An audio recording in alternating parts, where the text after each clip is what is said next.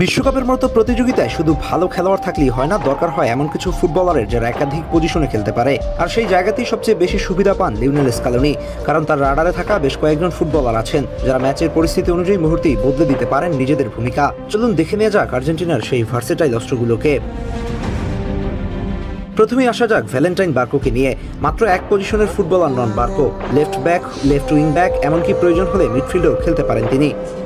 Ball control, dribbling আর আক্রমণে ওঠার ক্ষমতা তাকে আলাদা করে। স্কালোনির জন্য সবচেয়ে বড় সুবিধা হলো প্রয়োজনে একজন খেলোয়াড় দিয়ে ডিফেন্স ও আক্রমণ দুই জায়গায় ভারসাম্যপূর্ণ রাখা যায়।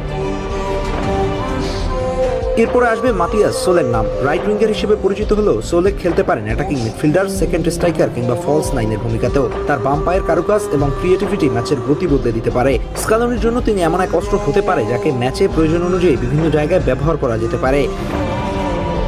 এরপর মিডফিল্ডের ইঞ্জিন এনজো ফার্নান্দেসের কথা আলাদাভাবে বলতে হয়। তার ভার্সেটালিটি তো পুরো বিশ্বই দেখেছে। Deep line playmaker, box to box midfielder, defensive midfielder, সব জায়গাতেই স্বাচ্ছন্দ্য তিনি। ম্যাচ নিয়ন্ত্রণ, লং পাস আর প্রেসিংয়ে এনজো আর্জেন্টিনাকে বাড়তি শক্তি দেয়।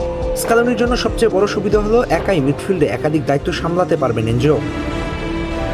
এরপর আসবে ডান প্রান্তের নির্ভরতার নাম নাহুয়েল মলিনার নাম। ক্লাবের হয়ে তার দূরপাল্লার শটে জাল কাঁপানো চোখের সামনে ভাসে।